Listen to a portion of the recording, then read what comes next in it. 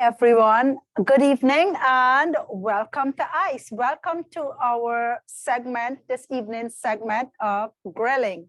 Today in our menu, we're going to be grilling New York strip with a herb or compound butter.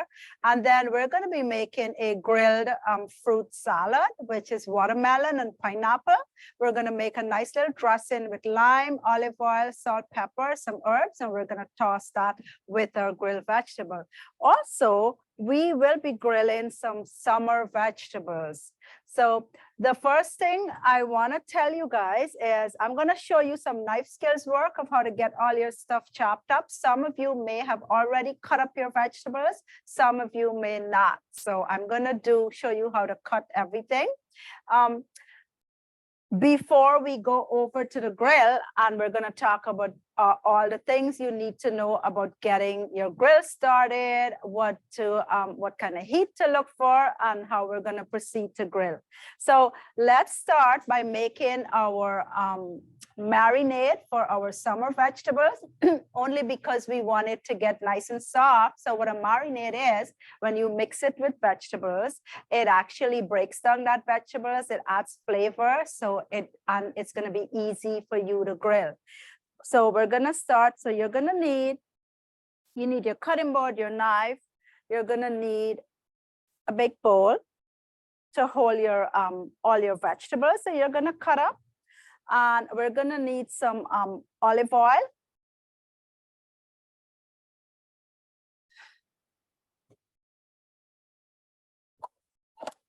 We're going to need some lemon juice, olive oil, some chopped thyme and parsley, and chopped thyme, a little bit of rosemary and some parsley to go with that. So we need like 2 tablespoons of extra virgin olive oil. We need the juice of 1 lemon. If your lemons are large, you want to use 1. If they're small, you could use 2 lemons. I also want to show you guys how to do that. So you're going to take your lemon. You're just going to roll it on your board to soften it. So this kind of softens the vein and you get a lot of juice out of that. We're going to cut it in half. You're going to take your juicer. And you're just going to squeeze it in here. So I'm actually putting a little added lemon juice. That's okay. I just wanted to show you guys how to get that done. So you have your lemon juice. We have our olive oil. We're going to add some of our rosemary to this here. We're going to add some parsley. A pinch of salt, kosher salt, just enough to give your veggies some flavor, and freshly grounded black pepper. You're going to grab a fork, a whisk, whatever you have at home. And we're just going to bring this together like that, forming kind of like an emulsion.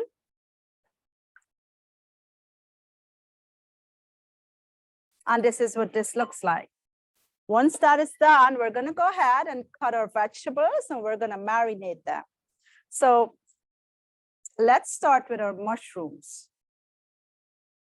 You're going to get a damp towel. You want to make sure that you clean your mushrooms, wipe the top. We're going to take some of the stems off because the stems are actually edible. We just want to make sure that it's flat on our board before we cut it. So we need like 6 mushrooms. 6. All right. You're going to cut the stem end off like that.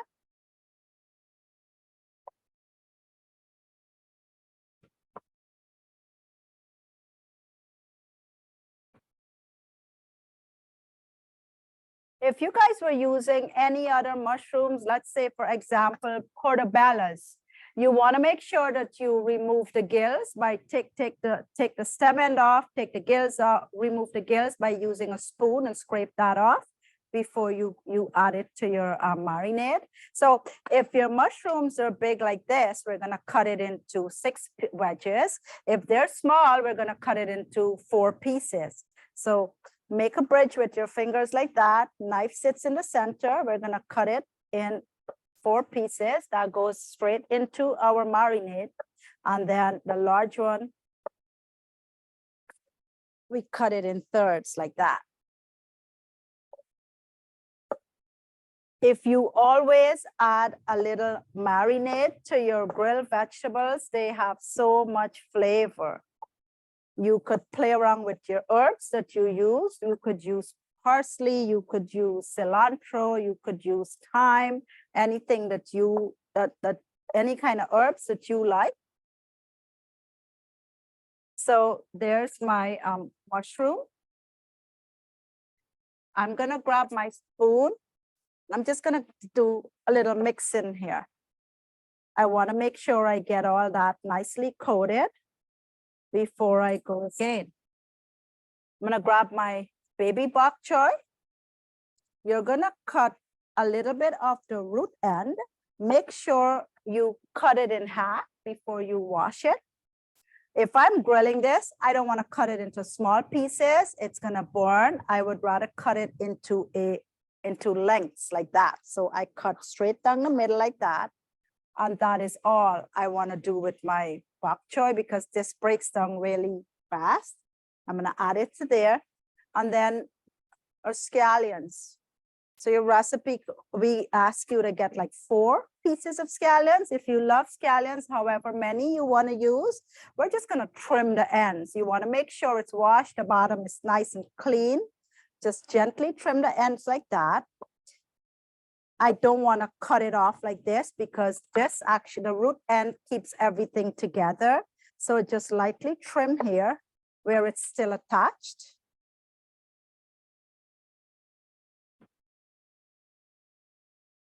And then we're gonna leave this. I would cut it at an angle like that. It looks really pretty.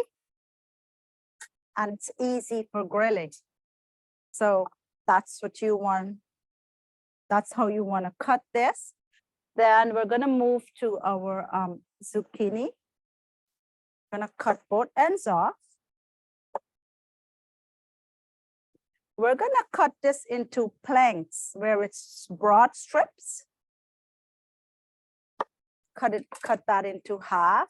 So because this is kind of round and rolling, I wanna create a flat bottom. So I'm just gonna go to the side, to come to one side of this, cut out a thin strip. I want the color for presentation.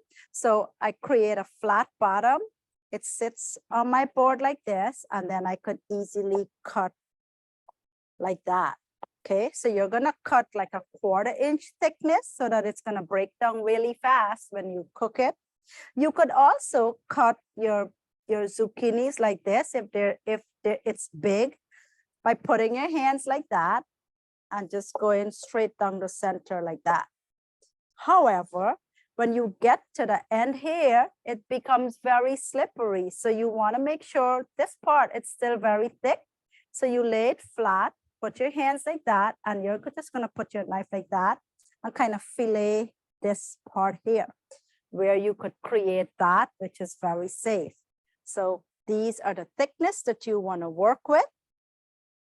And we're going to come back to this bowl right here. We're just going to get our marinade in here and kind of try to mix this up a little. Just to create some more flavor right here. If you feel that there's not enough oil in your bowl, you could totally go back and add a little extra, like maybe a tablespoon or so of more olive oil. Chef, we have a question. For the scallions, how far up do you cut them? Do you use the whites and the greens, or I just use the white and the green? I want to cut like an inch from the bottom. I just want to trim the tops off and just cut it in an angle, maybe like 2 inches from the white to separate that. And then we're going to work with a pepper. So you could cut any kind of peppers you want. It could be a red pepper, it could be a yellow pepper. We're gonna cut these into squares. So you wanna cut both ends off.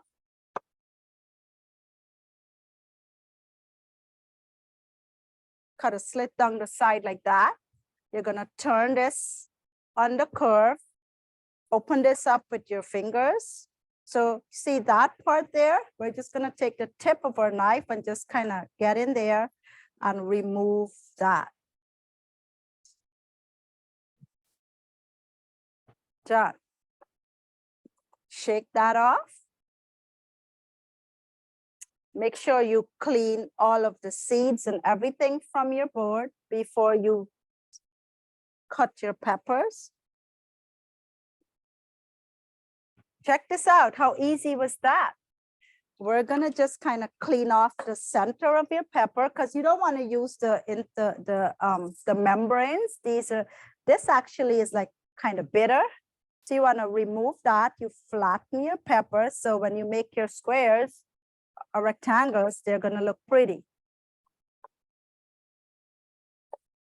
Like 2 inches.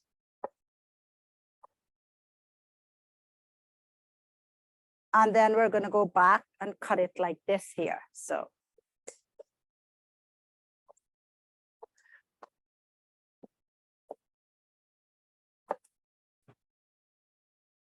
And there we have all of our vegetables that we're putting into our little marinade.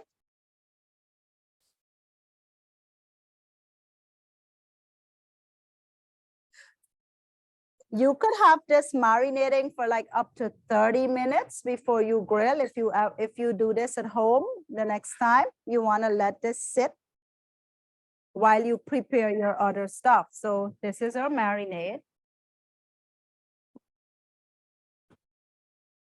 The next thing we're gonna do, we're gonna make the compound butter for the New York strip steak.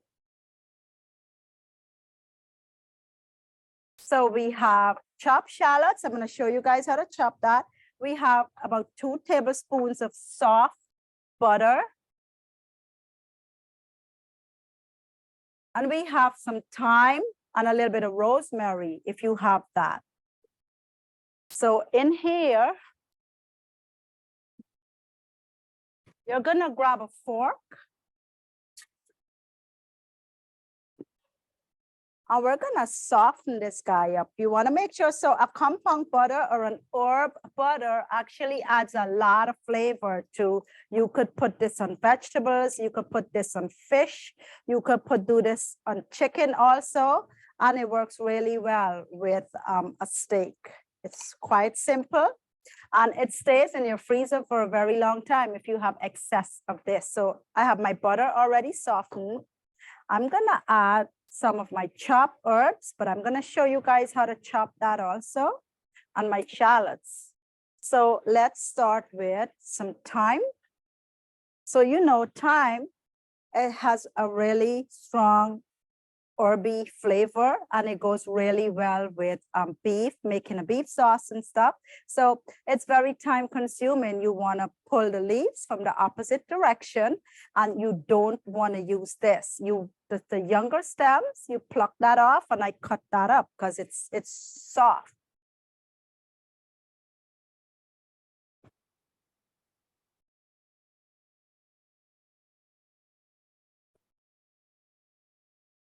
Rosemary, you want to get the needles off of this thick stalk, so you also pull from the opposite direction. Okay, the younger part of this, I also cut it up. And then we have parsley. No, we're not using parsley in this, but we use parsley in the other marinade. I want to show you guys how to chop that up also. So we're gonna combine this together. When you're chopping herbs, you don't ever want to do this, because chances are your fingers are gonna go from here to here. So you take your safety hands and you put it on top of the spine of your knife. You lift the back half of your knife like this, and the curve actually rotates back and forth like that.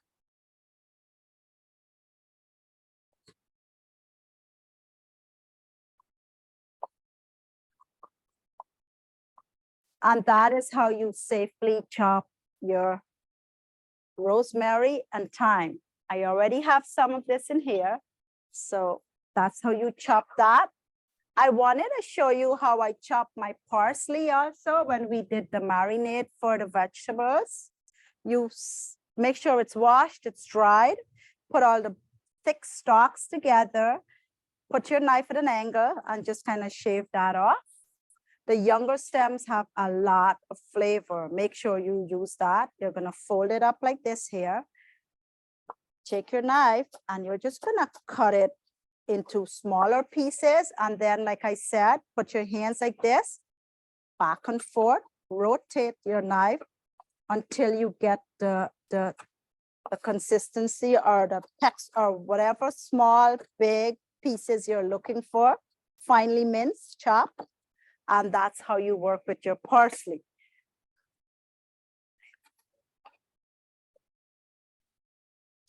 Chef, Yes. if you can't find fresh herbs, can you use dried herbs? totally And in can. what proportions would you do? Dry herbs are very strong. So if your recipe calls for 2 tablespoons, you would use 1 tablespoon. But you could totally substitute with dry herbs. Okay, let me show you guys how to finely mince your shallot that looks like this here that we're gonna put into our compound butter. So this is I'm gonna clean my knife. That's the stem end, that's the root end. The root end keeps everything attached. So you wanna make sure you kind of cut the stem end off first. You're gonna turn it on its side like this here. Make a bridge with your fingers, and we're gonna cut this in half. Peel the first 2 layers off.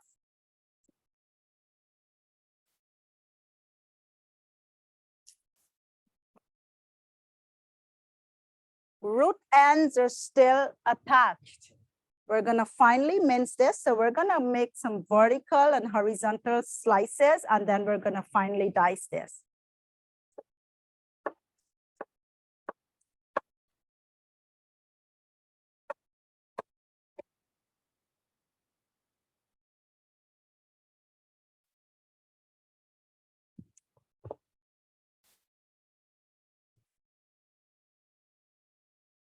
And this is how you get finely diced or finely chopped, finely minced shallots, okay?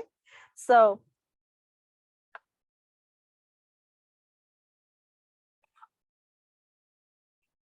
we're gonna add our chopped shallots to our compound butter. We're gonna season up with some salt and pepper. And then we're gonna mix this together.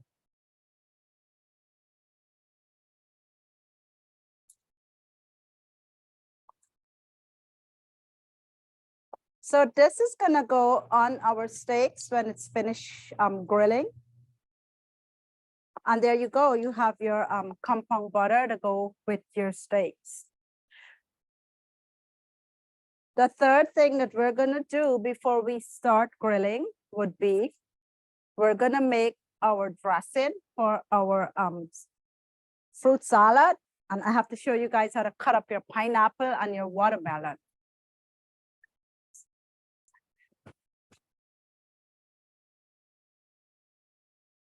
We have 2 tablespoons of dark rum, the juice of 1. If your limes are large, you do 1. If your limes are small, you juice 2 limes.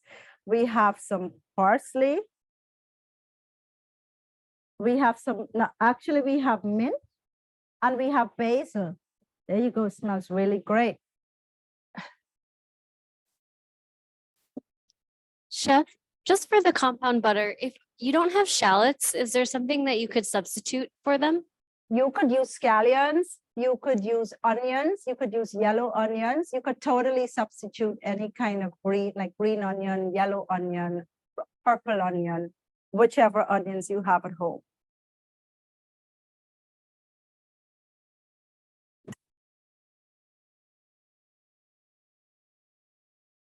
So guys, for this recipe, the rum is optional with your pineapple.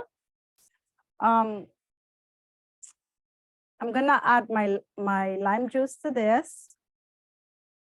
I'm gonna add my basil, mint, olive oil.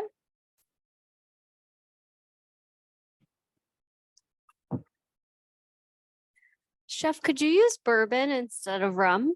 Of course. Bourbon has a great flavor. If you use bourbon instead of rum, bourbon has a high alcohol proof, so you want to be a little careful, okay? So you could totally use bourbon instead of rum. So I made my little marinade right here, my little dressing right here with the lime juice, the mint leaves and the basil. I have it here that I didn't add my rum to that because this, I'm gonna show you guys how to brush it with on the pineapple when we grill that. So here's the mint. You need 2 tablespoons. I'm gonna teach you guys how to chiffonade your mint and your basil. Here's a fresh basil. If your leaves are large, you need probably like 3 or 4. It all depends how much pineapple and watermelon you're going to be cutting. So chiffonade is just kind of like a fancy word for tiny little ribbon strips. So you're going to stack your basil together. It's the same thing with your mint.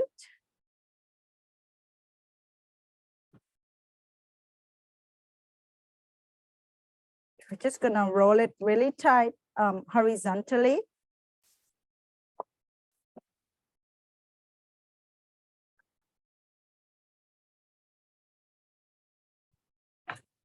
We open that up to get all the nice smell, and that's what goes into your dressing, okay?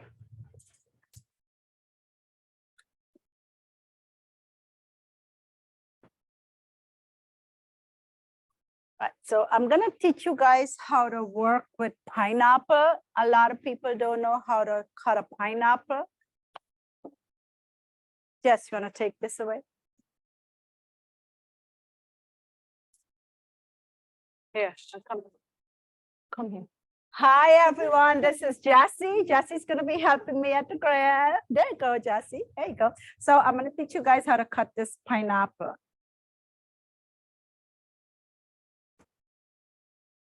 You could take your knife and you cut that off, or you could totally break it like this here.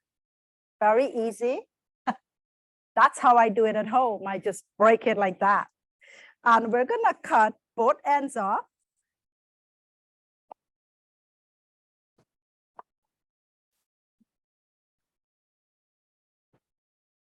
Trash bowl, yeah, thank you. So you want to angle your knife like this and just follow the curve of your pineapple.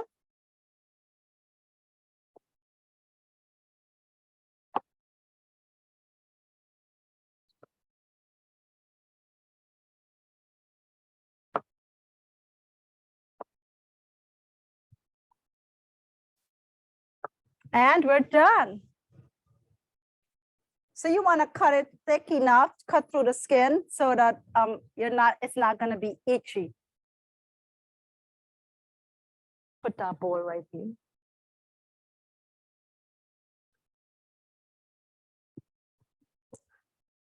So if I'm grilling my pineapple, I want to cut it into wedges. I try not to use the core of my pineapple because it's tough.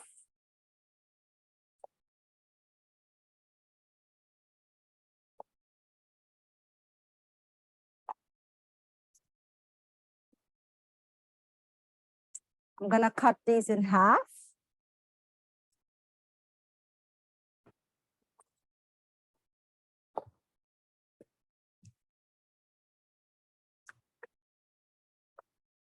And then guys, from this, you could grill it just like that and then cut it when it's grilled, or you could cut it into, we're gonna grill it like this and now we're gonna chop it up to put it in our in the salad.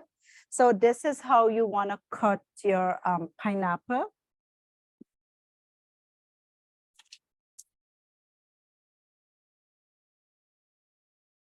Just gonna leave this.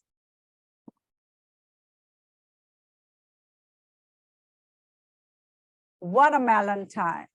It's that time of the year where we want to eat lots and lots of watermelon, and it's very cheap if you buy it whole like this.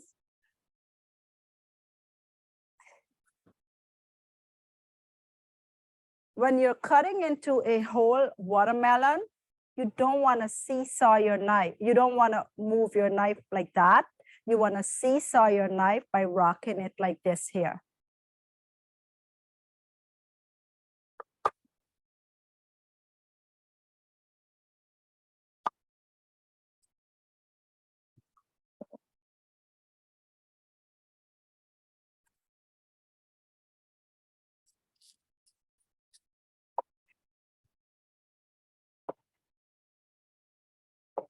Don't even think about using a vegetable peeler on this one here. You want to always kind of use your knife, follow the shape of the fruit, and then you just kind of cut with your knife. Chef, how can you tell when a watermelon is ripe? Okay, when a watermelon is ripe, I mean, some of the skin, like this here, you see, this is actually ripe, but when the skin takes on a lighter color, and then some people, I grew up like always kind of testing my melon by just kind of knocking the skin like that. If it feels hollow, it's kind of ripe, but you just want to look for the changes in the color of the skin right here. As it gets lighter, a little lighter in color, it's ripe.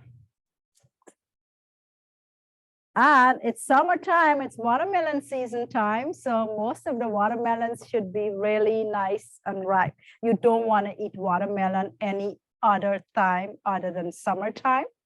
So I'm going to cut this in half.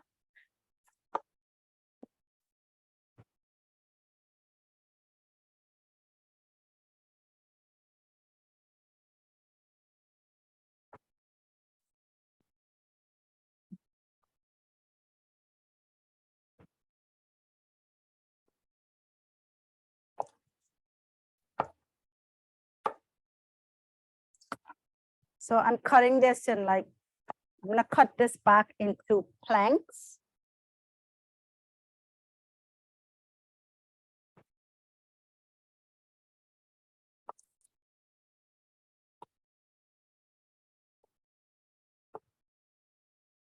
This is how I would grill my watermelon. By cutting it into planks.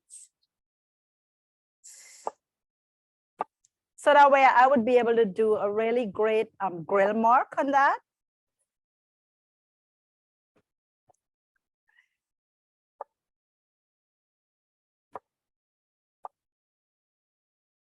Guys, don't throw the extras out. This is what you want to eat, right? I'm going to be the first one to taste this. Yummy.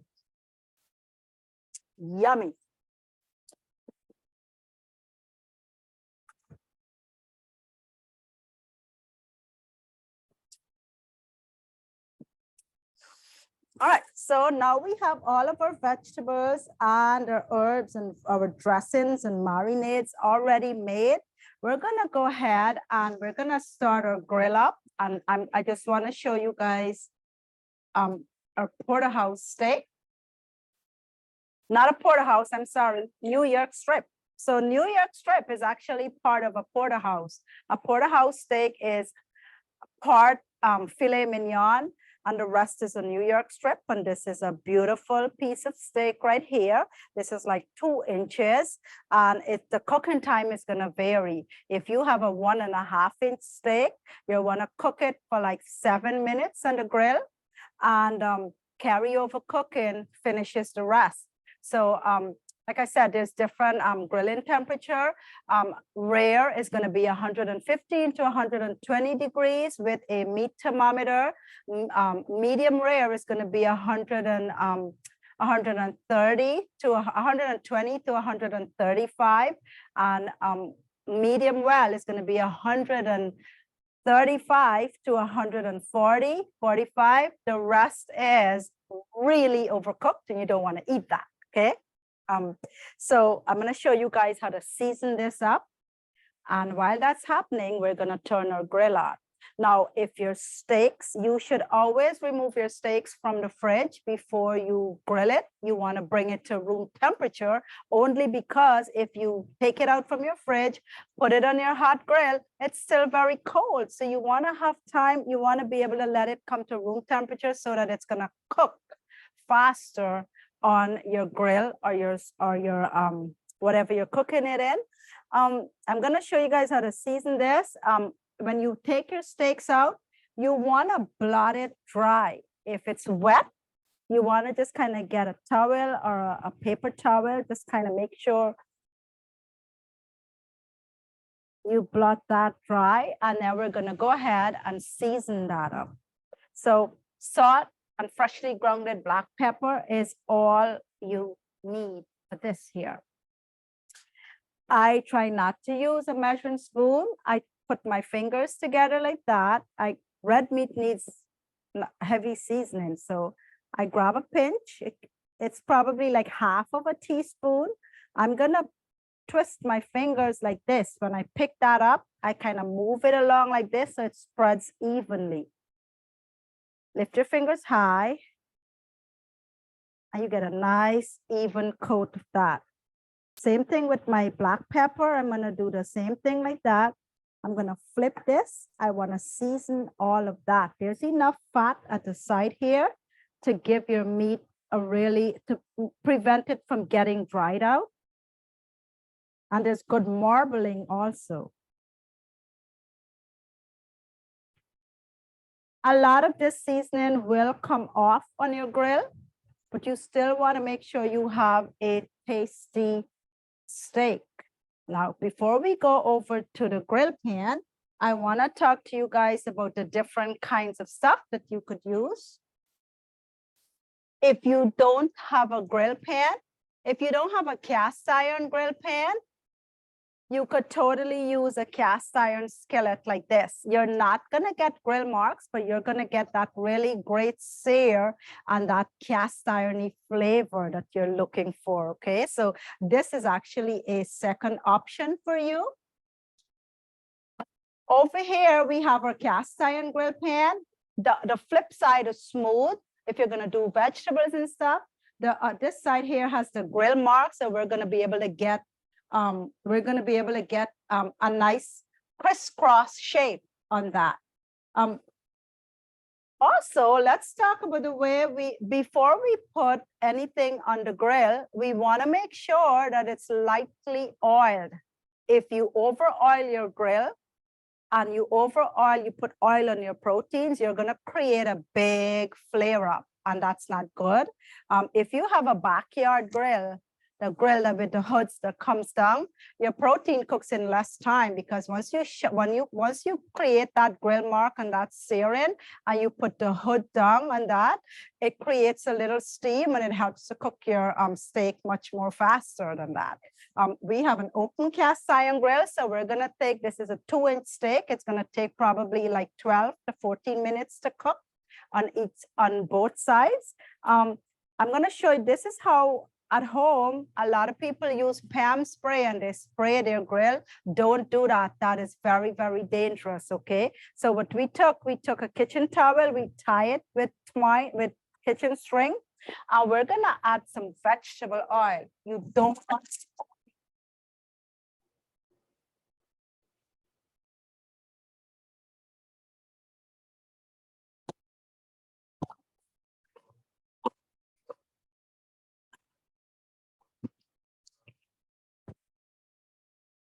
Could you hear? They can hear? Yes? Sorry about that, guys. You don't want to use extra virgin olive oil for this because it's going to be, the flare-ups are going to be really huge. So I would put a little bit of vegetable oil in here. I'm going to soak my towel in here just a little. I just want to kind of brush the grids a little with some oil because I did not put any oil on my steak. So let's take this. Chef, why don't you put any oil on the steak? You totally can put oil. I don't want to put any oil on my steak because there's enough fat around the edge here that's gonna create moisture. It's gonna have its own fat.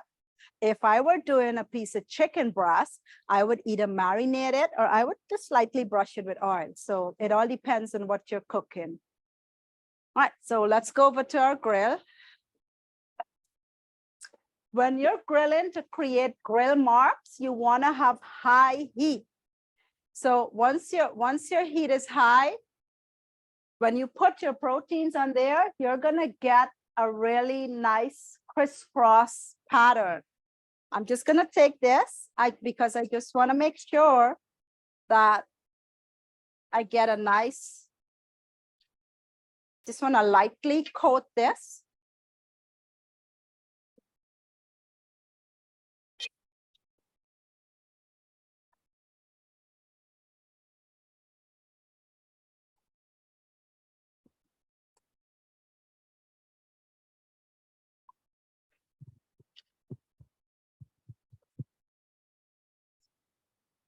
All right, so that looks great.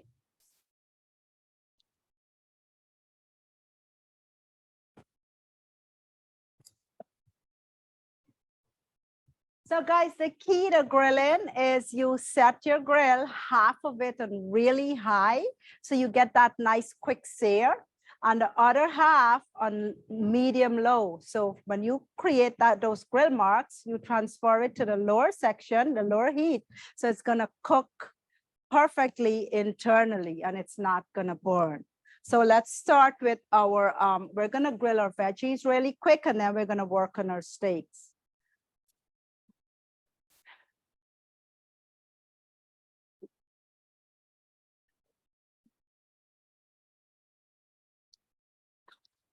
You wanna hear a sizzle. Once you guys hear a sizzle, know that your grill is nice and hot. You could put, we're gonna start with our scallions and our baby bok choy because this is gonna cook really fast.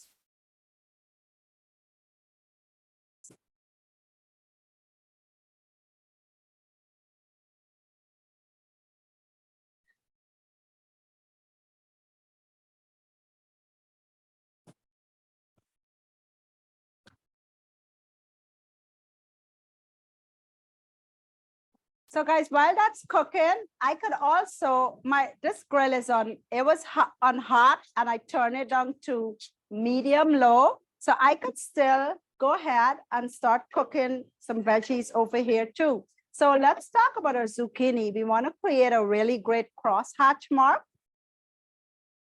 You put it at a 90-degree like that.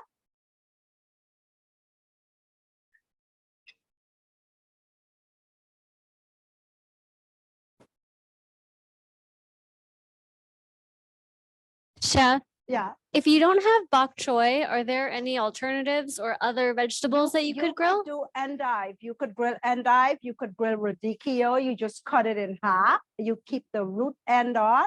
So you could totally grill stuff like that.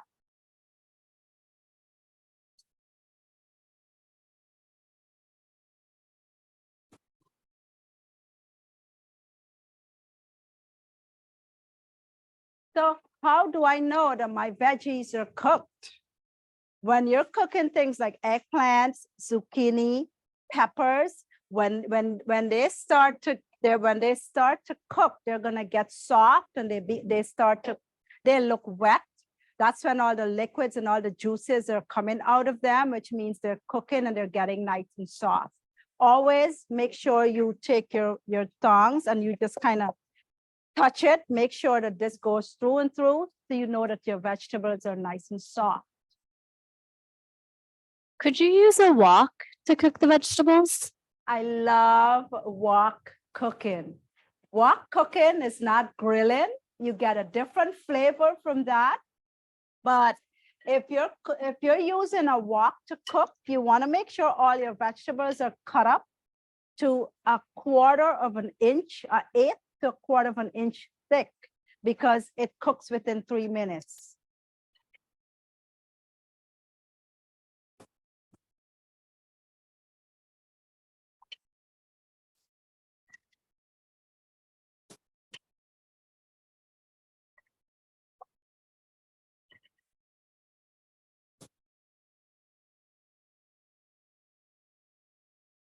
Guys, we're gonna cook this.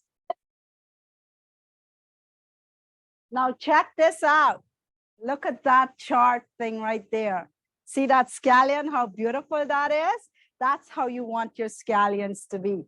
So I'm just gonna put all my cooked scallions, my baby bok choy.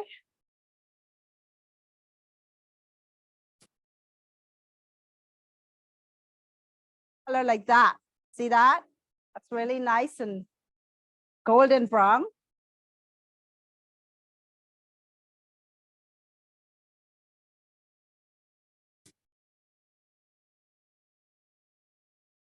So you're gonna cook your zucchini for like 1.5 minutes on one side, and then we want to create a crosshatch mark. It's like 90 degrees and 45-degree angle. Guys, you see that? I'm gonna take this, turn it over, and just twist it to a 45-degree angle.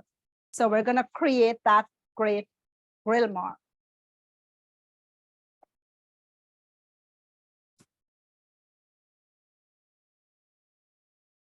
You want to cook your peppers when they're nice and soft.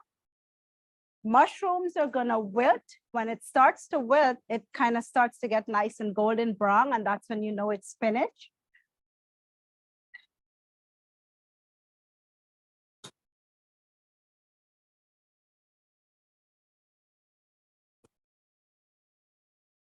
Chef, was there an order to which you cooked the vegetables to ensure that they finish at the same time? Well, every vegetable have their own different texture. So I would cook like the peppers and the mushrooms. They're gonna cook almost at the same time. The bok choy takes a little longer to cook. The scallions are gonna cook up in a few minutes. So you could, if you want to do zucchini and yellow squash, you could grill that together. Eggplants get cooked separately. Your peppers goes with your mushrooms.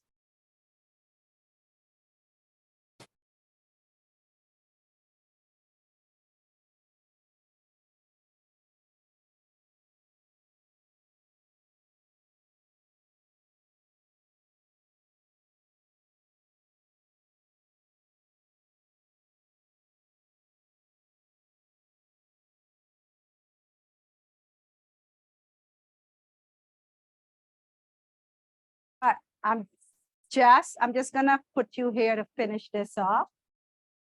Let me just show them. See, that's starting to break down. It's starting to feel soft. Maybe a few seconds more and it's done. I wanted to show you guys while Jessica's finishing my vegetables for me, I would love to show you guys what we're going to do with the pineapple.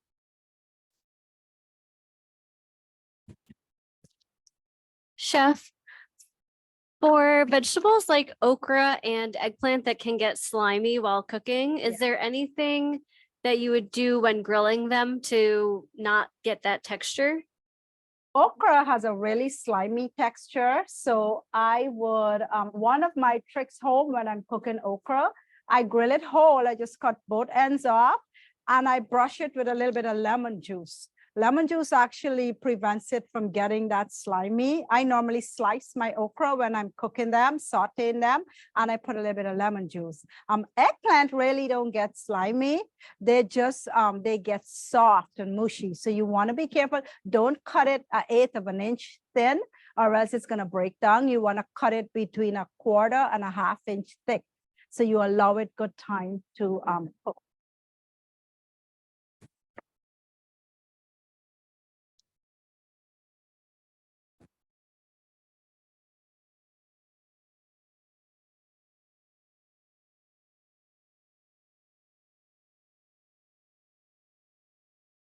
We're gonna brush the rum onto our pineapple.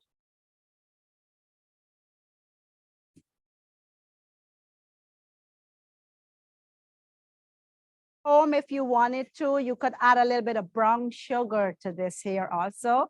It's gonna help to caramelize that a little. All right, for those of you guys out there, if you're using bourbon, don't go crazy. Just brush a little bit on. I'm just gonna add, I like to season my, if this is a grilled summer salad, I put a pinch of salt here. And I like to season this up also, just a little, just to give it some flavor. The watermelon, I'm just gonna grill it just like that. How are we doing on the grill, Jess? Good. All right, veggies are coming. Want to stay to the side. See, guys, look at this. This is what it looks like. It's golden brown. It's nice and soft. And you see how it's wet like that? It means it's all the liquids are coming out of it. It's nice and soft.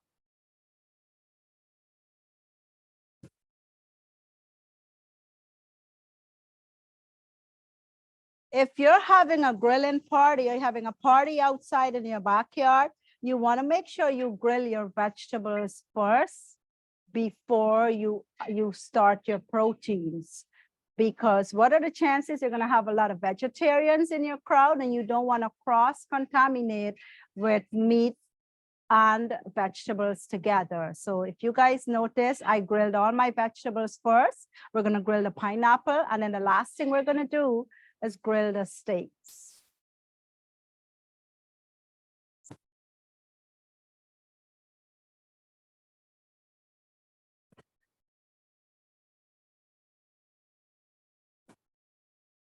And they are looking just great.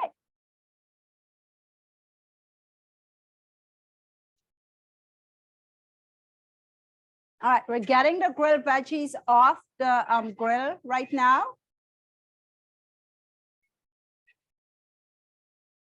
Beautiful. I just want to show them what it looks like. Guys, here's what our grilled vegetables look like. Nice and soft, see that? It's got some color. Jesse's oiling the grills right now. And also, if you have a cast iron grill at home, you want to clean it by using a grill brush that we have here. Just one, let's say you had some vegetables that create a lot of leftover crust on top. This is what you would use to actually clean it off, like this here. Push it to the side.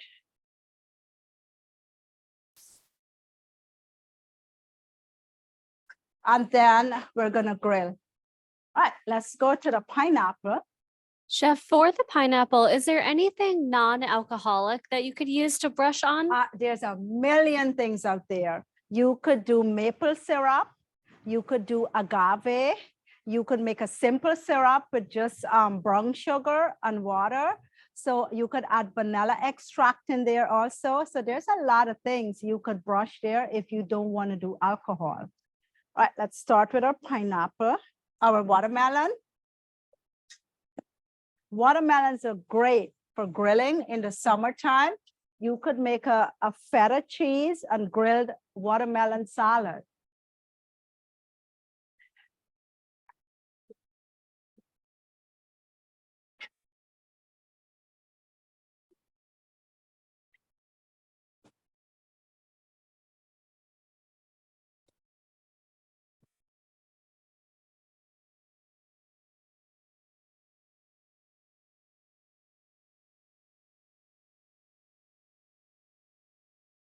If you're using your backyard grill or whichever grill you're using, it's always best to have a long pair of tongs, because if you grill with something like this, you're gonna totally burn your hands, because this is short.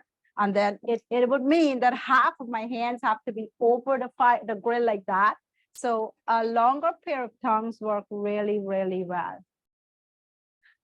Do the techniques that you're showing now for grilling, would they work with seafood or fish? Oh, well, seafood and fish, they cook up really fast. So shrimp would cook like in 3 minutes. Fish, it all depends on what it is. If you're grilling something like salmon or any thick white fish like halibut and stuff, you want to make sure your grill is completely oiled, because it's going to stick. So you want a really hot grill, quick sear. So you could totally do this with fish and shrimp and any kind of seafood.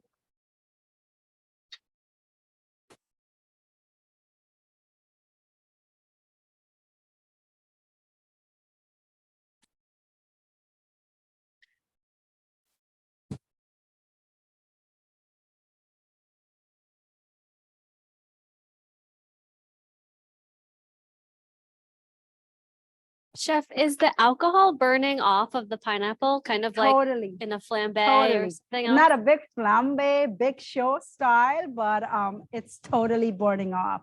So when alcohol burns off of anything you cook with it, the alcohol burns off, it caramelizes whatever you're cooking, and it just creates this great flavor.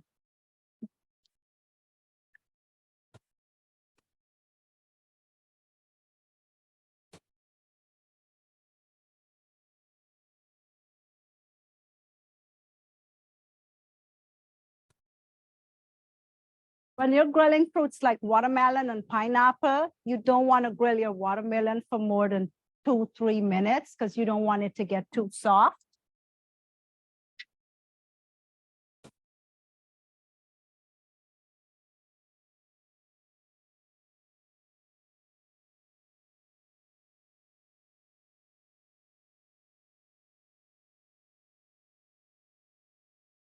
I think this looked pretty good. Look at that.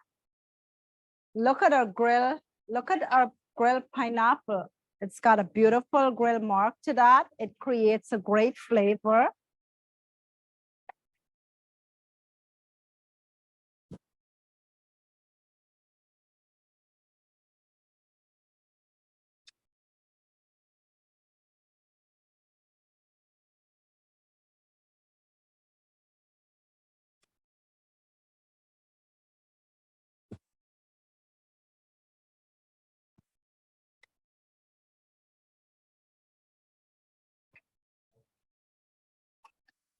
Okay, once your fruits are grilled, this is what they look like. We're going to go ahead and cut this up shortly to create that beautiful salad. We're going to go back to our grill, and this is where we're going to go ahead and cook our steak.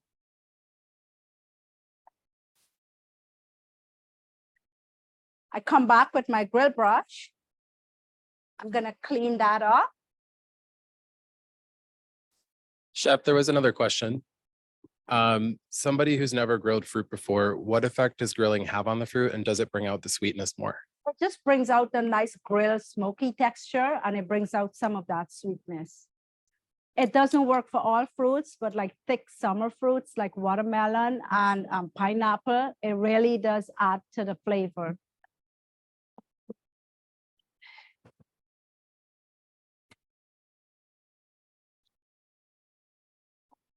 All right, so see how my grill is like smoking? That's because I just added some oil to that, but I did it very lightly. You want to hear that sizzle when you put your steak.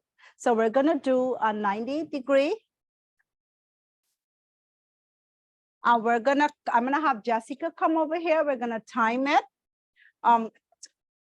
Always make sure you have at home an instant read thermometer. They come in different styles, and you always want to check your temperature when your steaks are done. Once the steak is done, your temperature, whatever you're looking for, medium rare, medium well, well done, whatever. Once it comes off of the out of the hot grill, we're gonna put it on a resting rack, and you have to let it rest for at least 5 minutes for carryover cooking to finish cooking it completely. What happens when you take a piece of protein directly from a pan or a grill and you just cut slices into it? You create a really, all the juices are just kind of spilling over. So you're left with a dry meat. So always make sure resting time at least 5 minutes before you cut into your protein. All right, so while our steaks are grilling, we're gonna show you how beautiful, the beautiful grill marks that we've created. I'm gonna go ahead and we're gonna cut our fruits to create our fruit salad. Chef, when you're grilling, does it matter if you put a lot of things close together? Does overcrowding make it so they don't cook evenly? You don't ever want to overcrowd anything, whether it's on a grill pan or in a saute pan. If you crowd things together, it creates steam. So you're not gonna get that nice golden crust that you're looking for. So you want to give it a little space.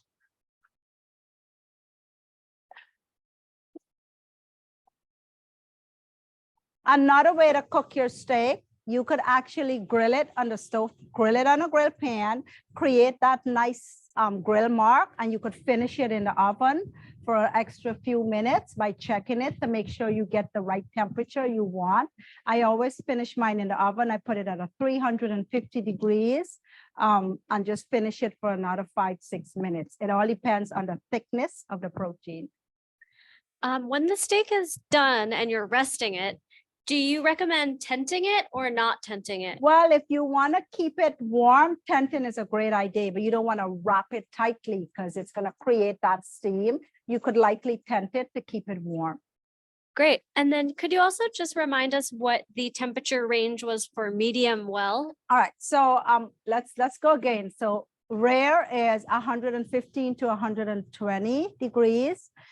Medium rare is 120 degrees to 135. Medium well is 135 to 140. Anything over 140, 45, it's well done.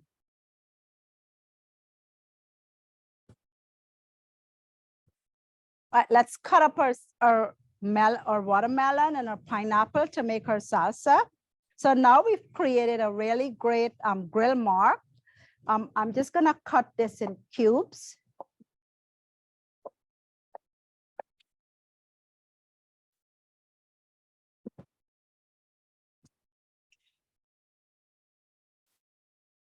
We're gonna add it to our little vinaigrette that we made with the lime juice.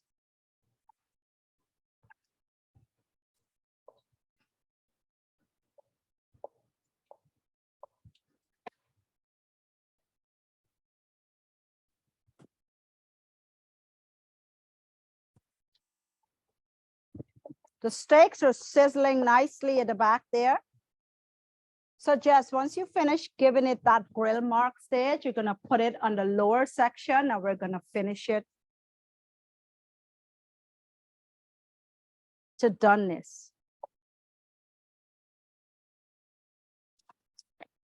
Yeah. After you heat the grill pan on high heat, do you actually cook it on high heat or do you turn the heat down when you start cooking? No, you want to cook it on high heat. If your grill is not on high heat, if you're not looking for grill marks, you could totally turn your grill down. But if you're looking to create those beautiful marks, you want to have it on high heat. That's the only way you're going to get those marks. And then another question about cooking steak. If there's a bone in the cut that you use, does that affect the temperature or does that affect the time? It totally, when you have bone in anything that you're cooking, it takes much longer.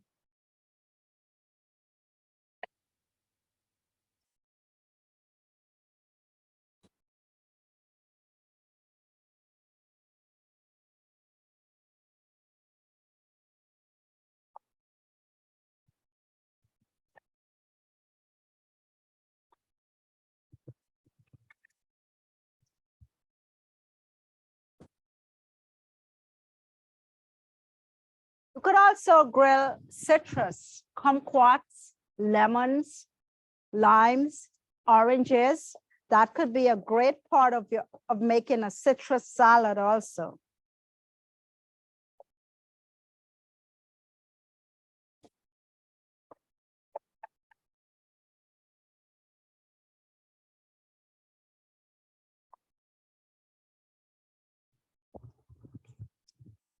Chef, have you flipped the steak yet, or? Did we did the crosshatch mark. We're doing 2.5. We did flip the steak, yes.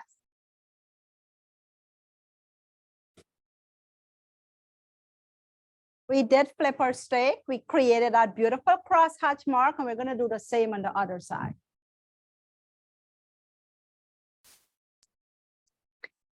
And if you're new to grilling, is there a type of steak cut that you would recommend for people For who are new grilling? to this? I would do steak. Yeah, I would start with a 1.5 inch steak. So you get the hang of what's your temperature gauge is like for cooking that. You don't want to, anything that you're grilling that's like less than 1 inch, you want to grill it for at least 2 to 3 minutes. Let's take, for example, a hanger steak. Hanger steaks are very thin, so you don't want to grill that for 4 or 5 minutes. You want to grill it for like 2.5 minutes per side and just let carry over, cook and finish the rest. So you would always want a thicker cut.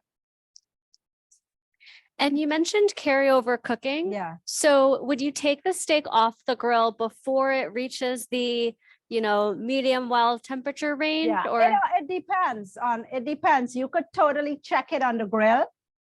I like to take it off the grill and then I check it before I let it rest, because on the grill it's still cooking.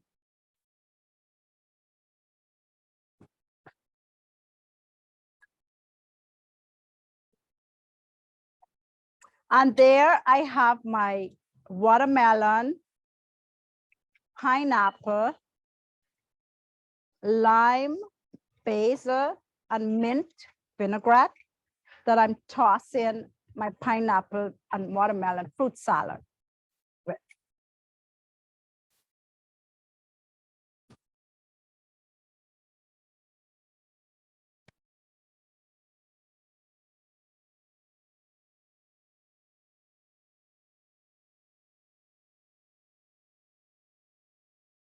So let's talk a little, while our steaks are still cooking, let's talk a little bit about how you take care of your grill. If you have a backyard grill, you have a cast iron grill, you do not ever at any time at all want to put it in your dishwasher. You don't want to wash it with soapy water. You don't want to scrub it with anything abrasive. You want to, soapy water, yes, you want to do warm soapy water. Lightly brush it. You want to rinse it completely, and then you dry it. You put it back on your stove. You turn the heat on. You dry it completely, and then you brush it with vegetable oil. So that way, it's not gonna get rusted. That's how you want to take care of your cast iron pan. Also, if you were using one of the cast iron skillet too, you want to make sure you clean that, warm water, rinse it, dry it, oil it completely before you store it for the next use. is it okay to grill garlic with your steak? Totally. You could grill the garlic with some of the skin on so that it's not going to burn. And then you just kind of like chop it up with your steak. Yeah. And then for flavor, do you prefer simple seasonings or a rub when grilling steaks? Well, there's a lot of things out there that every chef have their own version. A dry rub, if I'm making a chicken adobo, I want to make my fresh adobo spice and do a dry rub with that. If I'm cooking good red meat in the form of a strip loin, a New York strip, a porterhouse steak, I want to make sure that all I need is kosher salt and freshly grounded black pepper. black peppercorns. That's all I need for my red meat.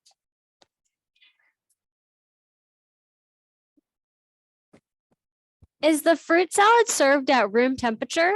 It can be served at room temperature, yes, Okay. totally. You could chill it in the fridge. It could be served at room temperature. And how long would leftovers last in the fridge? A fruit salad like this, I would say maybe like 3 days. And then after 3 days, it's gonna start to get soggy. But why would I keep my fruit salad for 3 days? I wanna eat it right away, get it out of the way. But it totally can stay in the fridge for that long.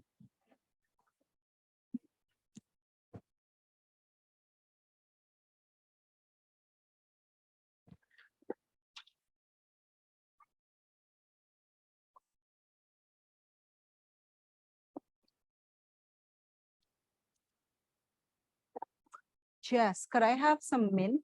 I had some mint in a thing. With us. All right, I'm gonna present my steaks are still cooking. My steak is 2 inches thick. If I wanna completely cook it on my grill, I have to take that time to make sure that it's cooked properly internally. If I wanted a quick cook, I could totally give it grill marks and then put it in the oven and just let it cook for like a shorter time.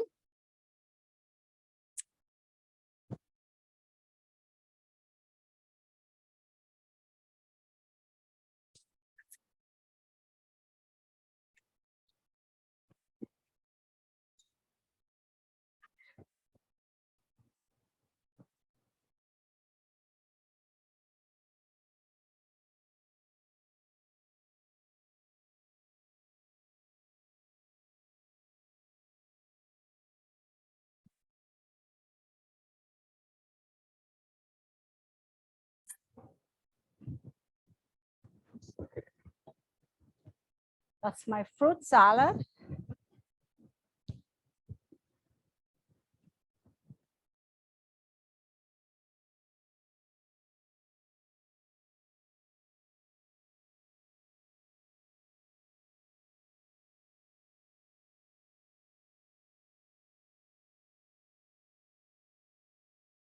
Chef,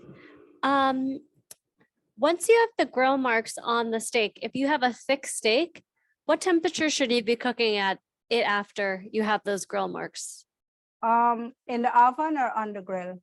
Either or both. If I put it in the oven, I put it at 350 degrees and I would cook it for another like 6 minutes or so, but you have to keep checking the temperature to make sure it's what you're looking for. And the steak that you're cooking now, was it on low heat or high heat? It was on very high heat and then we cooked it on low heat because remember what I said, high heat, quick sear, low heat, it cooks it to perfection. And then what do you think about constantly flipping steaks while cooking them? Never in my word. You should never finger with your steaks while they're on the stove top when they're in a grill. I'll tell you why. So when you put a steak or put a piece of steak on your grill, it's still cold. Once you put it on a hot grill, it sticks right away. If you try to move it, you're gonna tear your meat and you don't ever want that. So once you let it sit for a few minutes and you create that caramelization, then you could totally flip it afterwards.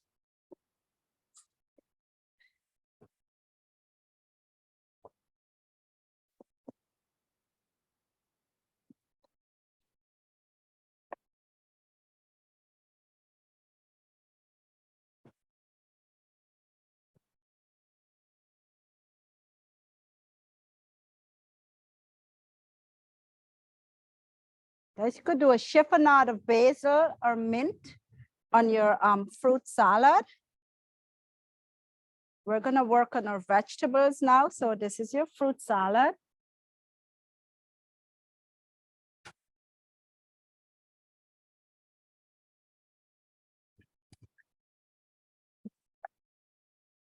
So right now our meat is off the grill and we're resting it. This is what we're resting it on. If you have a sheet pan with a grid, you want to make sure you put this on top because if you put it in a plate or a sheet pan just like this here, it's gonna all the drippings and all the grease and everything is gonna get onto that steak. So a resting rack is a really, really great idea. Is there a way to check the steak, like with the tongs, like how you showed with the vegetables, or something so you don't keep testing it with the thermometer every couple thermometer? of seconds? You could actually do the touch test like this here. So think about proteins in its raw stage. It's very soft and relaxed. And once you put it on a hot grill or a hot pan, you get your various degrees of temperature when it starts to tighten. As it tightens, it's cooking to whatever temperature. So I'm touching this. I know this is kind of like, it's a little soft in the middle. It's nice and firm at the tip here. A steak like this, the ends, the thinner ends are always going to be a little more cooked. The center is what's going to give you that perfect temperature. So you could do the touch test. If you touch it and your fingers are like gone, like it's really soft, know that it's still very raw. But when in doubt, an instant read thermometer is what you always need. As chefs, we could do this and we know exactly what's happening. But for you guys at home, you want to make sure you do the right thing and have a meat thermometer, okay? So look at this steak resting. I don't know if you guys, you see how it looks wet? That's where all the juices are getting like distributed evenly. So when you cut into it, you're going to create, it's going to be nice and moist.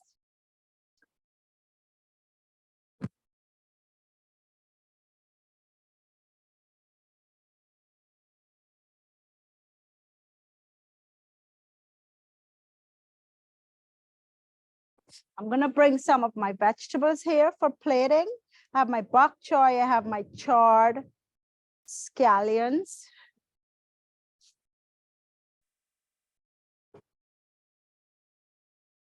I have my peppers.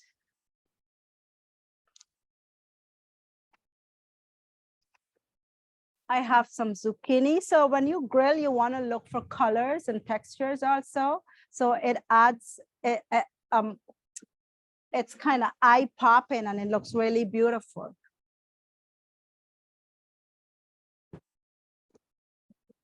And guys, look at these mushrooms. Delicious.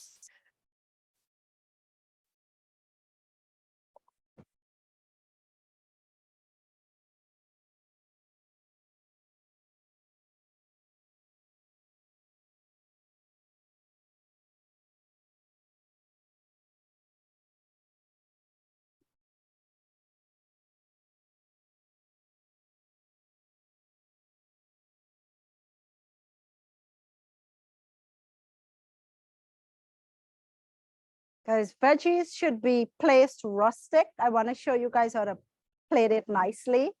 But your grilling vegetables, just put it in a platter. So we want to bring out all the little colors so you could be able to see a little bit of everything. So here comes our charred piece of scallion, like that.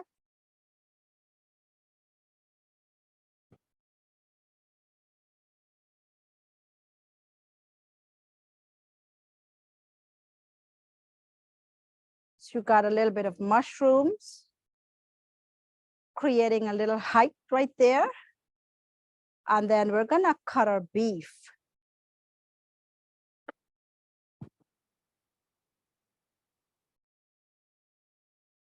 Nicely rested. This is the fat that I'm cutting off. Oh my God, look at this thing here. Delicious. See that? Nice and juicy. That's what I call a beautiful steak. Well done, Jessica.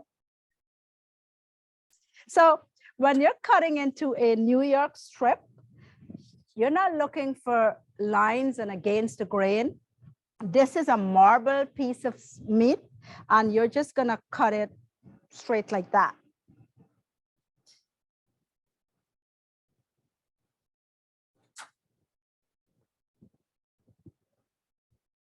Isn't that beautiful?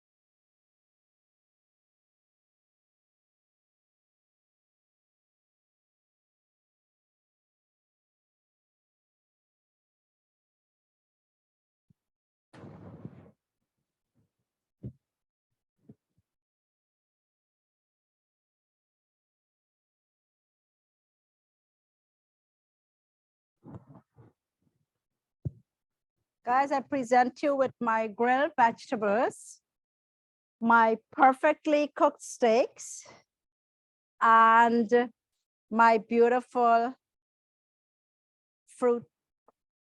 grilled fruit salad.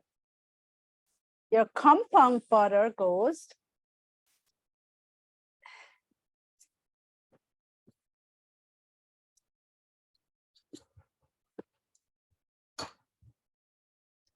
onto your hot steaks. And it's gonna melt right into that. You could put little dots there if you wanted to when you're ready. And that's my segment on grilling. I hope you guys had a great time. Thank you guys for joining. See you next time. Bye.